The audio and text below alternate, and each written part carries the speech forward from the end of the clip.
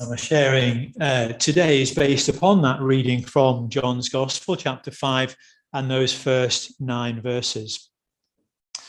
So here's a question, and I'm sure all of us, if we're honest, could probably answer yes to this. I wonder if you've ever forgotten something. There we go. Yes. And what have you forgotten? Last week's sermon. Last week's sermon, thank you. That's not very helpful, Simon. But there's lots of things we forget. And thinking about forgetting things, the top 7 most common things that people forget. So if you forget any of these things, it's not early dementia, so don't worry.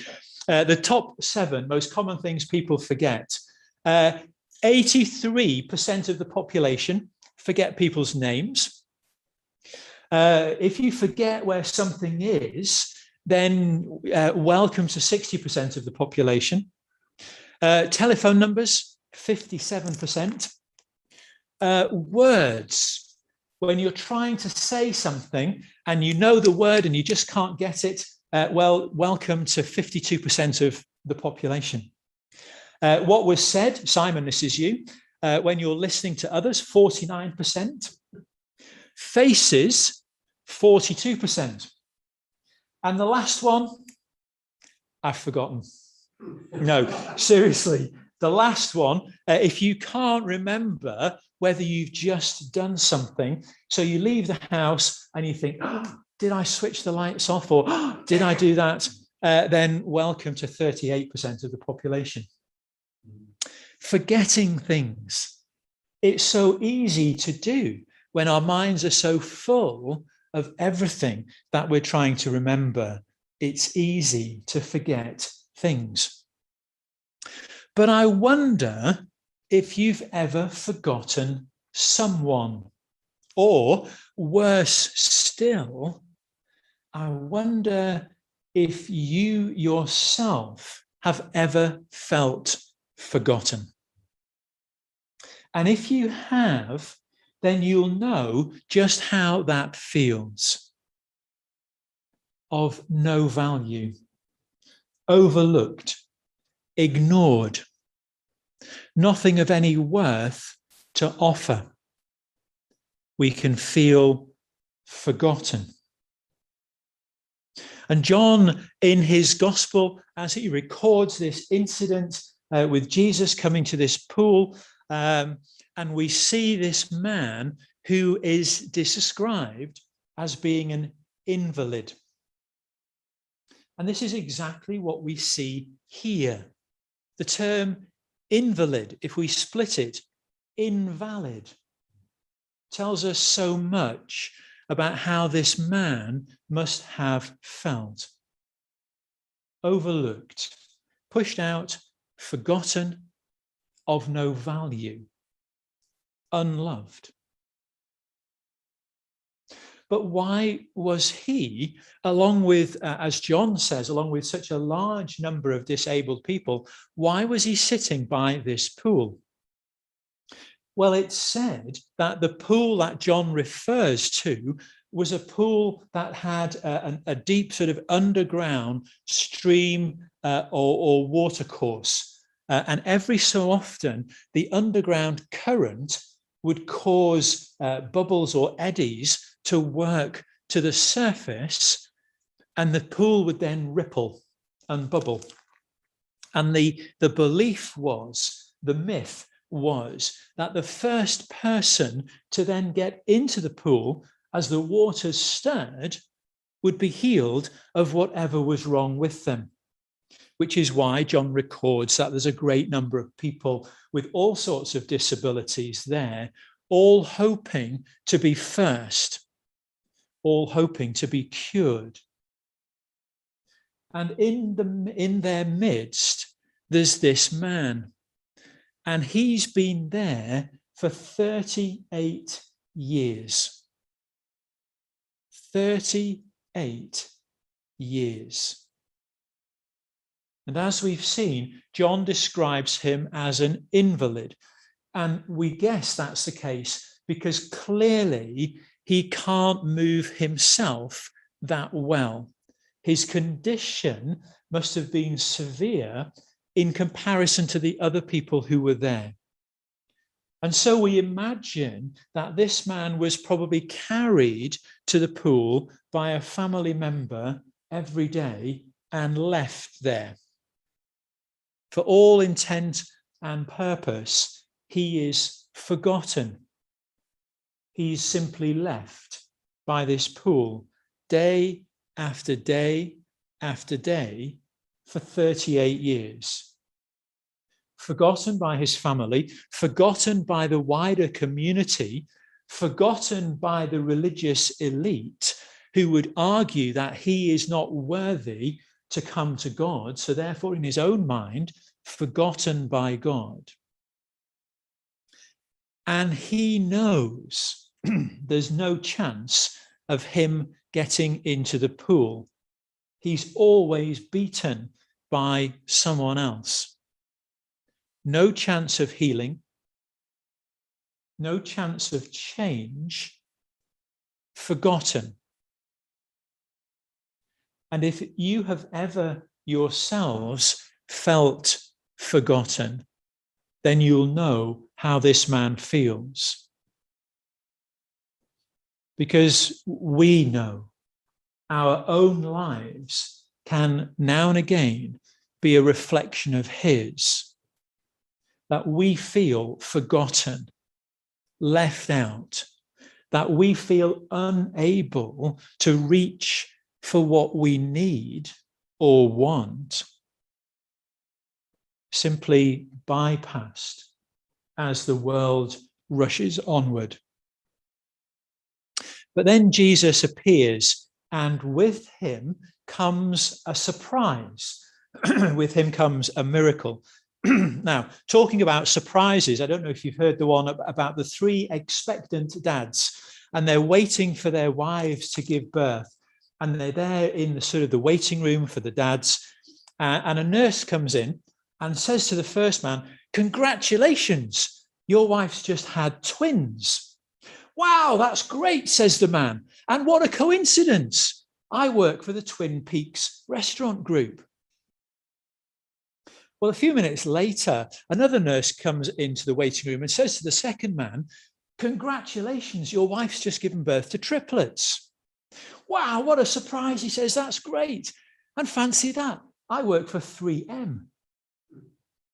Now, when the third dad heard this, all colour drained from his face. He slumped into his chair, put his head in his hands, and the nurse said to him, "Are you all right?" He said, "Well, I'm not sure. I work for 7-Up. Surprises. And there's this paralyzed man, and he's about to encounter a surprise. For Jesus turns up, identifies him, and says, "Do you want to get well? Do you want to get well?" And for us today, we think, well, what a stupid question. Of course he would want to get well. But would he?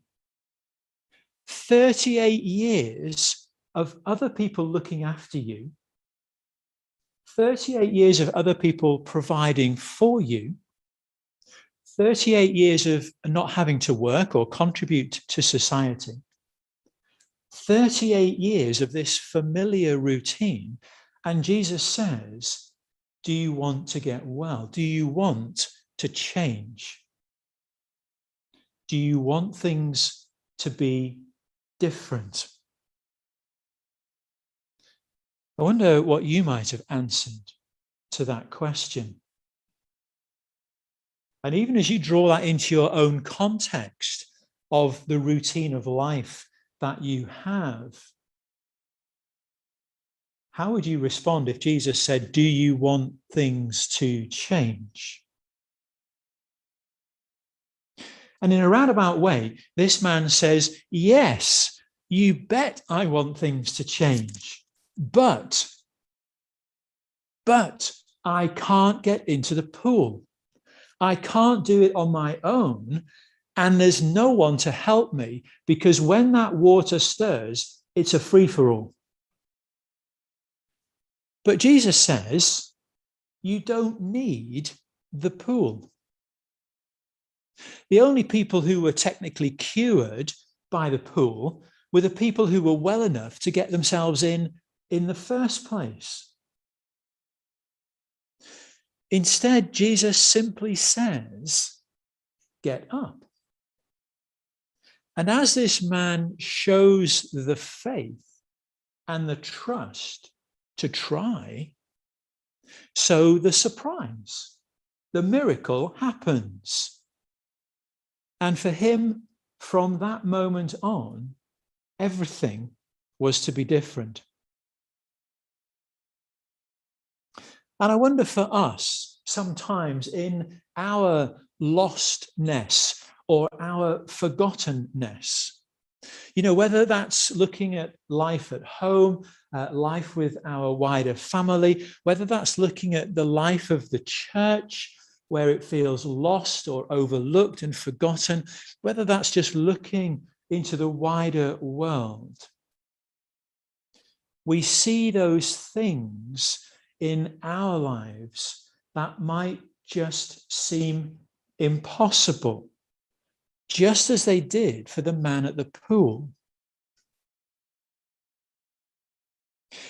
We might see those things in our lives or within the life of the church or wherever it is, where we can feel it's all down to me, or it's all down to us, and yet we feel unable to do anything.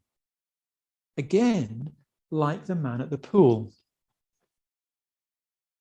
And yet, for us today, I wonder what surprises might God have in store for us? What surprises might God have in store for you? What miracles await our faith response? Because in our situation today, whatever that might be, where we have that feeling of lostness, of being overlooked, that inability to make change, Jesus still comes and says to us something similar. Now, he doesn't say, do you want to get well? But he might well say, do you want circumstances to change? Do you? And Jesus calls for us to have a faith response, to start like the man, get up. And as we make that effort, as we make the first move, as it were, in faith, then God responds. Just as the man, get up, pick up your mat. I wonder, what would be our response to that question? Do you want your circumstances to change? And if our answer is yes, then what is it that God is asking us to do first in faith?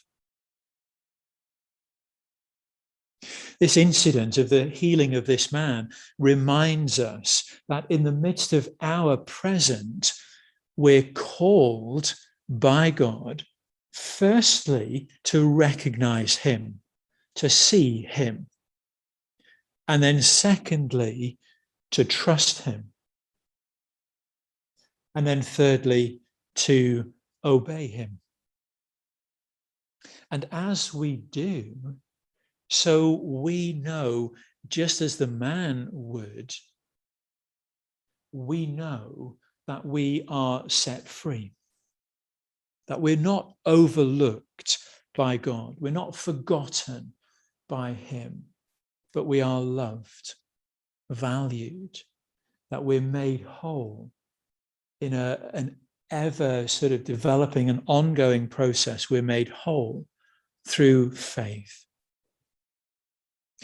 I wonder this morning, as you hold in your mind your own situation where you might feel that sense of lostness or helplessness, I wonder, what is your heart response to the question Jesus asks you? Amen.